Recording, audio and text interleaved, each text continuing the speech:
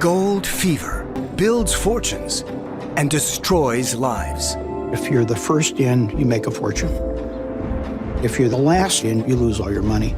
A century later, the hidden story of the gold rush lies deep below the rivers, lakes, and even the streets of the American West. They risked everything for gold. Though their journey promised great rewards, it also brought danger, exhaustion, and heartbreak. Gold Rush, California is a dangerous and violent place.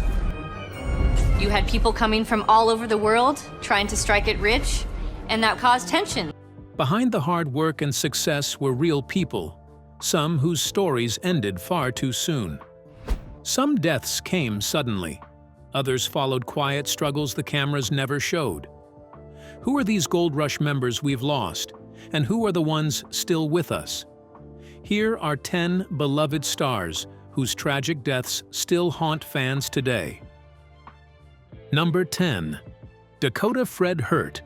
Fred Dakota Hurt was famous for being one of the boldest figures on Gold Rush, White Water, where he faced Alaska's rivers in search of hidden gold. Fred has that one leg of his, that he has to work on, work harder to do things. It gives your life a little bit of meaning. At the end of your time, you can say, yeah. His relentless drive made him a unique personality on the show. Viewers were drawn to his courage as he dove into freezing water, pushing through danger with nothing but determination. Behind that tough image was a man who lived for the thrill of the hunt and the pride of hard work, earning both respect and controversy in equal measure. However, his fame came with a heavy price. A scene that showed him taking over a mining claim sparked anger among fans, who quickly labeled him a villain. The backlash that followed was harsh and personal. He became the target of insults, threats, and public hatred that spread far beyond television. Fred later revealed that the story shown on TV was misleading and had caused real damage to his life. The FBI even got involved after the threats turned serious. Despite the pain, he refused to step away from the world that defined him.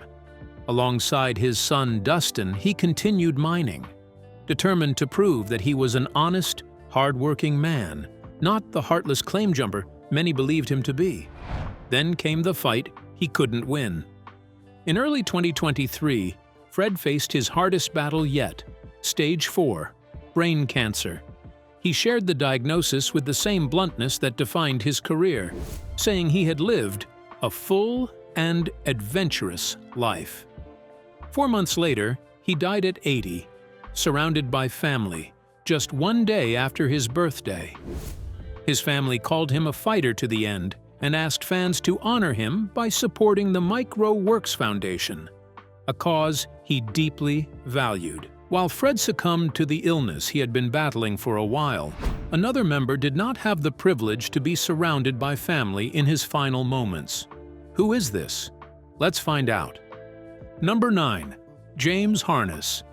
James Harness was once the sharp and resourceful mechanic of the Hoffman crew on Gold Rush. Mechanic James Harness struggles to extract a broken bolt that shut down the loader's hydraulic. Harness pushed his body to the limit, and eventually an old spinal injury caught up with him. Famous for his unmatched skill in repairing anything that broke down at the mining claims, Harness was the man everyone turned to when machines failed and pressure ran high. His calm hands and quick thinking kept the crew running in Alaska's harsh wilderness, making him an essential part of the show's early success. Harness joined Gold Rush when it first aired in 2010, following a group of miners chasing fortune from Oregon to the remote grounds of Porcupine Creek, Alaska. His role as the crew's mechanic made him a hero behind the scenes, keeping their dream alive with every repair, but away from the cameras, his health was crumbling. Years earlier, a car accident had left him with severe back pain, and as the seasons went on, the pain grew unbearable.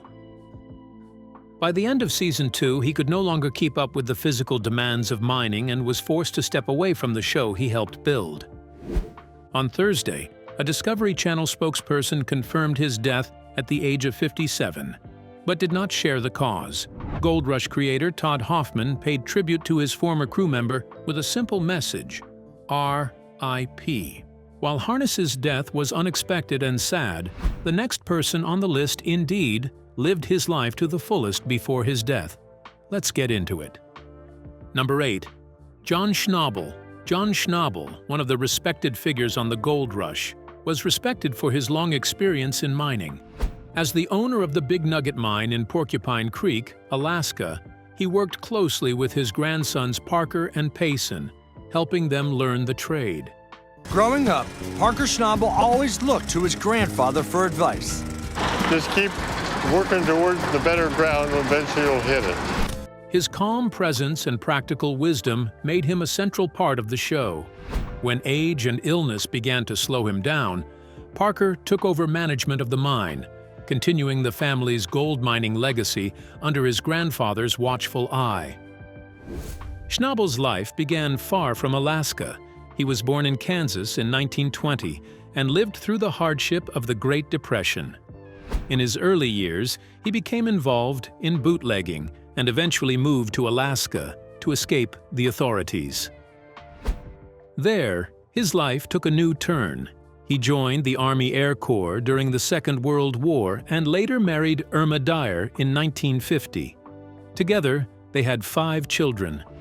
John spent much of his life working in different trades before turning to gold mining at an older age. After undergoing triple bypass surgery in 1986, he began mining as a way to stay active, which later led him to own and run the Big Nugget Mine.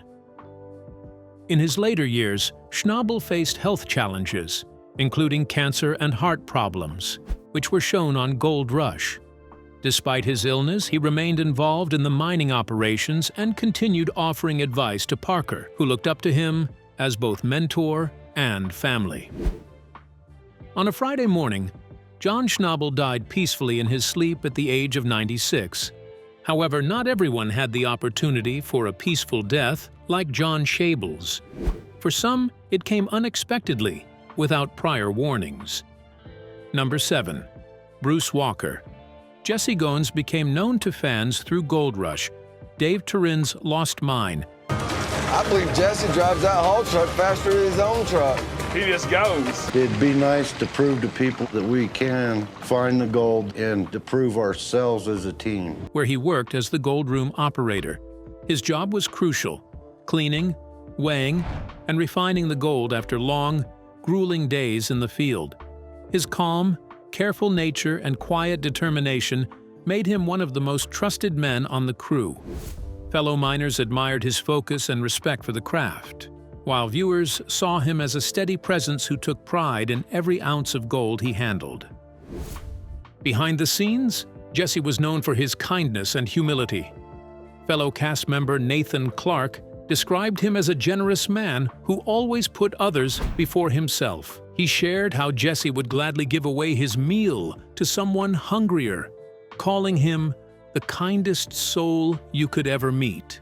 Clark affectionately nicknamed him my little leprechaun because of the way Jesse made the gold shine so clean. His loyalty and warmth made him more than just a co-worker. He was family to the team. Tragedy struck suddenly in Colorado when Jesse was found unconscious on set one evening. Crew members tried to help, but he could not be revived. Discovery Channel later confirmed his death, expressing heartbreak and sympathy for his family and friends. His passing shocked the Gold Rush community, leaving a gap in both the crew and the hearts of fans. While some members tragically passed away, a couple other members remained alive, battling their challenges. Let's discover some of the challenges they faced.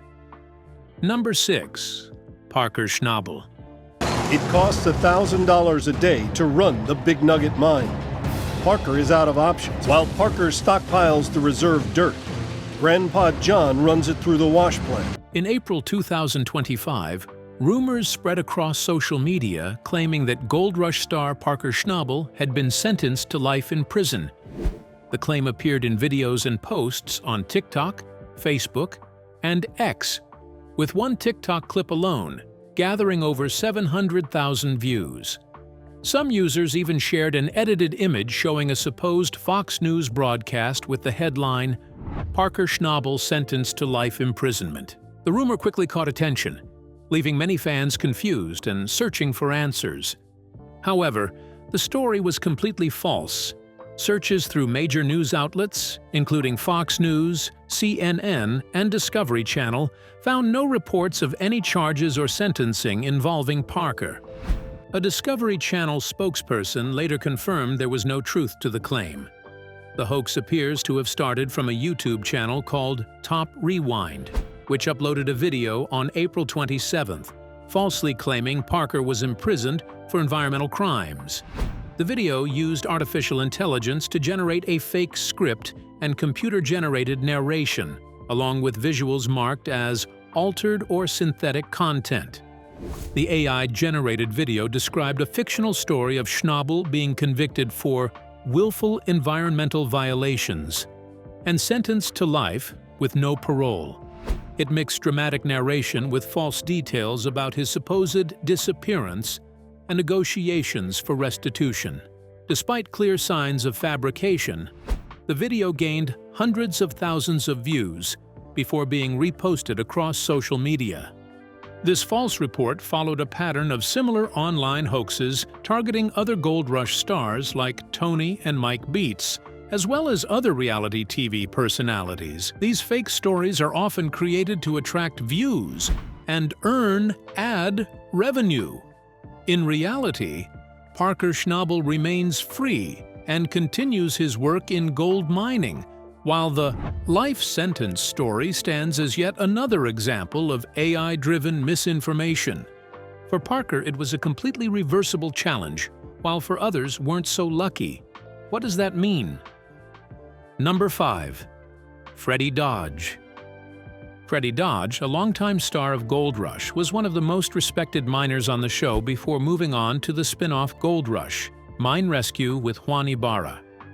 Recently, fans began expressing concern about his health after noticing significant weight loss in new episodes. Freddy's health concerns date back to 6 years ago, during Season 8 of Gold Rush, when doctors warned he might have cancer. The show documented his medical journey as he underwent surgery and later confirmed that the growth was benign. "They cut it out of me, and it was benign," he said at the time. Though the scare ended well, it left a lasting impression on both Freddy and his fans. In recent seasons, fans began commenting on his physical changes. Some worried he had lost too much weight, while others noted that in 2022, there had been similar concerns about him gaining weight and appearing unhealthy. Despite the rumors, there is no official information suggesting anything is wrong. Freddy has not mentioned any new health issues, and Discovery has continued to promote Gold Rush, Mine Rescue, where he remains active and committed to helping struggling mining crews. For now, it seems Freddy Dodge is doing fine and focused on his work. Fans who have followed his journey since the original Gold Rush can take comfort in the fact that he has always been open about his health in the past, and there's no reason to believe he's hiding anything now. Now let's move on to a Gold Rush member who suddenly disappeared from the spotlight, leaving fans with millions of speculations. Number 4. Gene Cheeseman. Gene Cheeseman became one of the popular figures on Gold Rush thanks to his incredible skill as a mechanic and his calm, hard-working attitude. He joined the show in Season 4 and quickly earned respect while working with Parker Schnabel, later moving to Tony Beets' crew. Known for solving tough machinery problems under pressure, Gene was one of the few miners who kept things running smoothly when equipment failed. Despite his quiet but steady presence, Gene's sudden disappearance from the show left fans puzzled. During his early seasons, Gene often clashed with Parker Schnabel. The two had different working styles. Parker was young and demanding, while Gene, a seasoned miner, valued patience and respect. Their disagreements were visible on screen, but Parker later clarified in an interview that there was no lasting feud, saying, "Gene and I are fine. We get along fine." Still, after more than 70 episodes from Seasons 4 to 7, and a brief return in Season 10, Gene left without explanation. Although Gene hasn't returned to Gold Rush or its spin-offs, it's believed he continues to work with Tony Beets behind the scenes. Gene has always preferred his privacy, rarely posting on social media and once writing, "I'm fine without the airtime." This simple statement reflects his preference for working quietly rather than being on camera. While fans miss seeing him on screen, Gene Cheeseman remains respected as one of the show's most skilled and dependable miners. Let's talk about a figure that has thrived in the gold rush for years and has made quite a reputation for himself. Number 3. Tony Beets. Tony Beets, one of the most successful miners in the Klondike, first appeared in Gold Rush Season 2. It's probably safe to say Tony Beets is the most famous farmer to come out of the small village of Viddenes, Netherlands, and quickly became known for his no-nonsense attitude and bold mining style. Over the years, he built a reputation as a determined and ambitious miner, running large-scale operations with his family by his side. In the latest season, Tony sets his sights on an even bigger goal, mining 6,000 ounces of gold, surpassing his previous record of 5,300 ounces, valued at around $9 million. Known for taking big risks and tackling massive projects, Tony continues to push boundaries in the gold mining world, proving why he's often called the King of the Klondike. His drive, experience, and fearless approach keep fans watching as he battles harsh conditions, equipment breakdowns, and time limits to reach his most ambitious target yet. For Tony Beets, every ounce of gold represents not just wealth, but the reward for relentless hard work. Unfortunately, not everyone could be so lucky. Number 2. Rick Ness. After stepping away from mining and sitting out Season 13, Rick Ness is making a determined return in Gold Rush, Season 14. Known for his grit and independent spirit, Rick is back on a mission of redemption, hoping to rebuild both his operation and his reputation. However, his comeback hasn't been easy. In Episode 12, he revealed that his running costs have already hit around $750,000, a major challenge for someone trying to restart from scratch. Despite the financial strain, Rick remains committed to proving that he can still thrive in the demanding world of gold mining. Fans have watched him rise from working with Parker Schnabel to leading his own crew, but now the odds seem tougher than ever. On number 1 is a member who has kept the show running from behind the scenes. Number 1. Roger Schnabel. Roger Schnabel has been a steady presence in Gold Rush, acting as a dependable ally to his son Parker and a hidden force behind their operation. As part owner of the Big Nugget mine, Roger supports both Parker and his late father John in mining decisions and logistics. Roger was brought in to help build roads to Virgin Land and assist with expansion projects when challenges arise. Outside of mining, Roger also ran Southeast Road Builders, the Schnabel family's side business focused on construction and infrastructure. Though he rarely takes the spotlight, Roger plays an important support role. He helps smooth the way when access or terrain becomes a problem, and steps in when decisions demand extra experience or manpower. Is there anyone else you're curious to know more about? Share your thoughts with us in the comments section. Remember to like, share, and subscribe for more. Also, click the next video showing on your screen. You will enjoy it.